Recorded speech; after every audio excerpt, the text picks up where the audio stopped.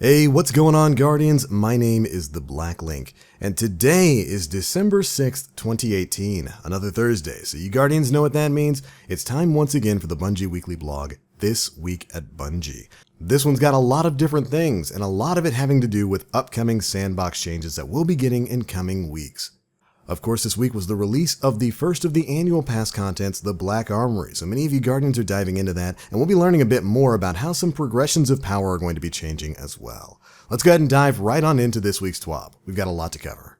Now, of course, earlier this week with the drop of Black Armory, a lot of players noticed that there are some power progression issues right now. Specifically, if you're a Guardian who's above maybe the 550 level, but underneath 600, the power grind has been really rough for you, with most of your powerful drops giving you 1 to 2 light above what you're currently at.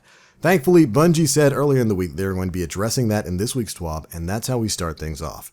As of December 11th, we had some changes to the way the Lost Forges work within Black Armory. Of course, Bungie dropped the overall light level of the enemies inside there by 5. They said that was just a quick update they could do without having to take the game offline, and other changes might be coming a little bit later. But for those of you who are a little bit underleveled right now and trying to play the catch-up game, we've got some big changes coming your way. On December 11th, we're going to be getting update 2.1.2, and it's going to bring a change. Prime engrams will now drop more frequently and with larger power bumps for players underneath 600 power. This is to really help you Guardians who are a little bit lower light right now get caught up to the 600 grind and make your way through some of the Lost Forges.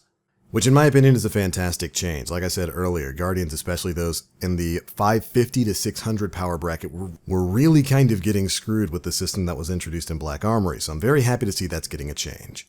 Moving on, for those Guardians who don't know, the Scourge of the Past raid is dropping tomorrow, December 7th, 2018. As usual, with any raid that's introduced into the world of Destiny, Bungie is going to be keeping a close eye on things with the race for Worlds First.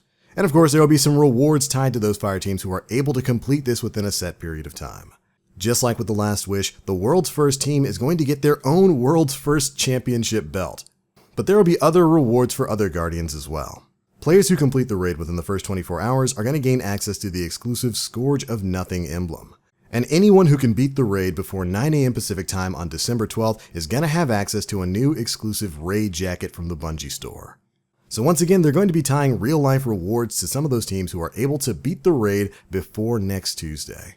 Meaning there's going to be more real-life rewards that you can earn for yourself if you and your fire team are able to beat the raid before the 12th. It was an interesting reward system that they brought in with Last Wish, so I'm happy to see it return. Moving on from there, we have got some sandbox changes inbound. The status of the Crucible and all kinds of things within it have been a huge topic of conversation since even really before Black Armory went live. And in this TWAB, we learn a lot about some upcoming heavy weapon changes, as well as some possible class changes that are going to be coming down the line. Let's go ahead and dive on in. First things first, the topic of heavy ammo spawn in comp has been a huge point of conversation for the past couple of weeks, with a lot of people feeling that, well, heavy ammo is a little bit too prevalent in the comp playlist. And if you feel that way, you're going to be super happy with some of the changes that are coming. Power ammo spawns for the competitive playlist game modes like Control, Clash, and Survival, as well as the rotating playlists like Showdown and Rumble, have been changed to see an increase in the time between each heavy ammo spawn. For pretty much all of these game modes, the initial heavy ammo spawn timer has stayed the same, but the respawn timer for it has seen a change. In comp, for the Control game mode, they've increased the respawn timer for heavy ammo from 45 seconds to 120 seconds. It's going to be the same thing for Clash, and then for Survival, they've increased it from 45 seconds to 60 seconds. For the rotating playlist and Showdown, they've increased the respawn timer for heavy ammo from 30 seconds to 60 seconds, effectively doubling it. And then for Rumble, it's from 60 seconds to 120 seconds, which hopefully means you're going to be running into less rooms where one person gets heavy and then just kind of waterfalls the victory from there.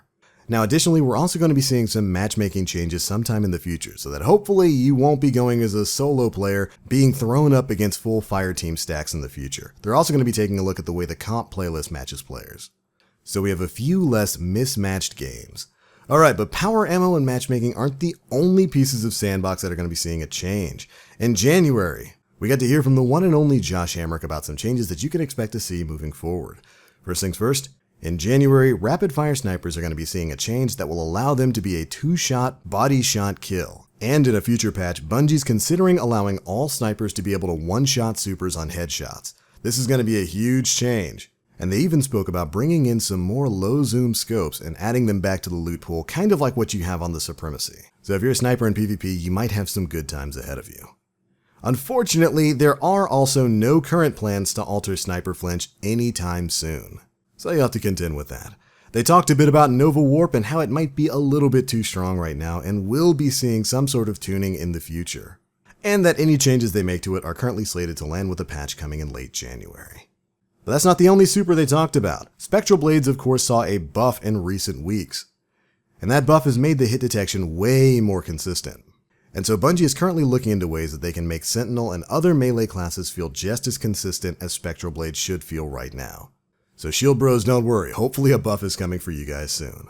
Additionally, they're looking at buffing some of the pre-Forsaken subclasses that don't really see too much usage right now. They spoke a bit about some of those Year 1 subclasses feeling a little underpowered next to the ones we got in Forsaken, and hopefully those will be seeing a change soon. Now, let's talk a little bit about some nerfs. First things first, some of the peak performing exotics right now are actually not going to be seeing a nerf. Stuff like the One-Eyed Mask and the Shards of Galanor are being left alone, though they are looking at what they can do with them in the future. Which is something I know certainly a lot of Titans are really excited about.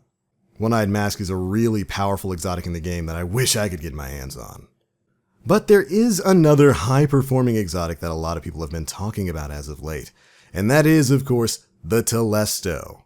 And in the late January patch, it is going to be seeing some changes. First things first, they're going to be upping the number of bolts required to kill in PvP to match other fusion rifles in its charge rate. Meaning Telesto might not kill quite so easily from quite so far away when this patch goes into effect. But in order to balance this out, the Telesto's PvE damage will be increased to keep parity there. Meaning this is a change that is going to apply almost strictly to PvP and hopefully not to PvE at all. Me personally, I'm not too mad at the Telesto. I think it's a fine gun in PvE and PvP. But I certainly understand the frustration of a lot of Guardians, especially because you're seeing it everywhere across PvP right now. So at the least, I'm very happy that they're not nerfing it into the ground. Now, in another nerf, Titan Skating is going to be addressed at a later time, though they do state that they're looking at making incremental changes here, so that they don't just destroy it outright. Now, I'm of a certain opinion on this. I really don't think they should completely get rid of Titan Skating. I don't really think it's that much of a problem, at least in a moderate form. I think they should kind of open it up so people on console can do it a little bit more easily. But I definitely understand the problem of Titans moving at 600 miles per hour across the battlefield. It can definitely be a little bit unfair. So for you Guardians out there who are specifically on the PC platform and are super worried about Titan Skating, it's getting addressed sometime in the future. And they'll hopefully figure out a way to tamper it down without completely breaking lift. But alright, of course, moving on from there, the Dawning is of course going live on December 11th. That's right, the winter event is coming back, and of course we got an article earlier today detailing what we're going to be doing in that event, and we'll be covering all of that kind of stuff, plus some of the quests that we'll have during the Dawning in a later video. Needless to say, I'm very happy that the winter event is coming back, and I can't wait to dive into it and bake up some goodies for our enemies. The Dawning will be going live alongside update 2.1.2 on December 11th. Hope you Guardians are ready. But alright, that is pretty much it for the biggest bits of news to drop in this week's TWAB. It's been a pretty busy week. Black Armory went live, we've got the Lost Forges, people are building up those new weapons, and of course we've got the raid dropping tomorrow, Scourge of the Past. There's no doubt going to be all of your favorite fire teams trying to fight for the vaunted title of World's First, so make sure you're tuning in. This actually might be one of the first times in like Destiny 2 where a lot of the fire teams going for World's First are actually going to be at or above the recommended light level. I've already seen Guardians out in the world who are 640 and 650, which means the race for World's First this time around is gonna be sweaty because they're probably not gonna have to deal with that level disparity. Cannot wait to see how this fight pans out. Additionally, tomorrow we're also getting another Forge, so be ready for quest lines and items to pop up for that in Ada's inventory. But alright Guardians, that is pretty much it for this one. Those are some of the changes coming, and those are my thoughts on them. Be sure to leave me yours down in the comment section below.